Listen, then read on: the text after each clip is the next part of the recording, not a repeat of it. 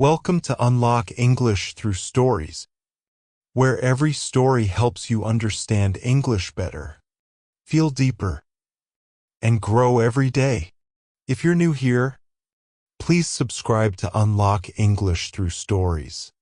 It really helps me bring you more true and powerful stories. Stay with me until the end of this video. This story will change the way you see English and yourself. Thank you truly for being here. Let's begin the story. It was a quiet night. Rain was falling outside. In a small town, a child was born. His name was Zayan. His mother held him close. She whispered soft prayers in his tiny ears. His father stood near the window, watching the clouds in silence. That night, it felt like the world had paused, just to welcome him. The early years were simple. His mother sang lullabies. His father brought him toys. Their small home was filled with warmth, tea, laughter, and soft lights. But time brings change. Zayan turned 10, and something felt wrong. His parents no longer smiled at each other. They spoke in low voices. They fought behind closed doors. Then one morning, his father packed a bag. He looked at Zayan once and walked out of the house. He never came back. That evening, his mother sat beside him. Her eyes were red. Her hands were shaking. She said softly, "Your father and I can't stay together anymore." Zayan didn't cry. He didn't ask anything. He just stared at the empty space on the sofa, the place where his father used to sit. Days passed, then months, but the silence in the house stayed loud. Then one afternoon, his mother called him. She wore a new dress. There was light makeup on her face, and a nervous smile. "I'm getting married again," she said. "He's a good man. He'll take care of us." Zayan nodded, but things didn't go the way she had promised. The new man didn't like Zayan. To him, Zayan was a problem, a reminder of the past. Within weeks, Zayan was told he was not welcome. His father, he had also married again. And his new wife?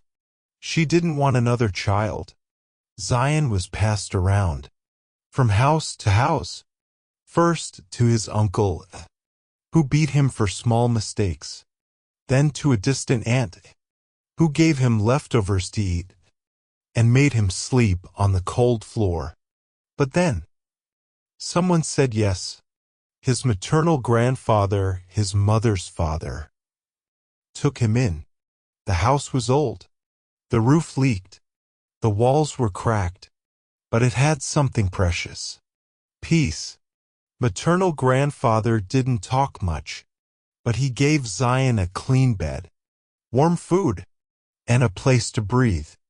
Zayan began studying again.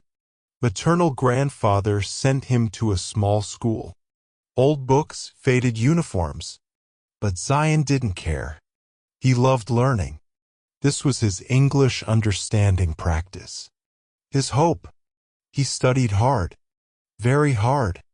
Every exam was a chance to prove, "I matter." He passed matric, then intermediate. But then the money ended. Maternal grandfather was getting sick. The house needed repairs. Zayan knew it was his turn to fight. He moved in with his uncle, who worked installing TV cables. The work was tough. Hot sun, heavy ladders, long days. But Zayan didn't stop. At night his hands were tired. But he read. He studied, because his heart was still hungry. 17. Life changed again. In a nearby library, he met 6 boys. just like him. Dreamers. They became friends. They studied together. They believed in each other. One day, one of them said, "Try for university, Zayan. You're smarter than all of us." Zayan smiled. He didn't believe it, but he tried, and he got in. He was the first in his family to go to university. He chose education as his subject. He wanted to teach, to become the person he never had. But university was not easy. No fancy clothes, no smartphone, no money. But he had something more: discipline. He sat in front, took notes, asked questions. Slowly, teachers noticed him. They saw the fire in his eyes. Zayan completed his BS with distinction. After graduation, he moved to a bigger city. He taught in small schools. 2 jobs. Long hours. Low pay. But every day, he saved a little for his next dream. MPhil. He applied for a scholarship. Rejected. Tried again. And got it.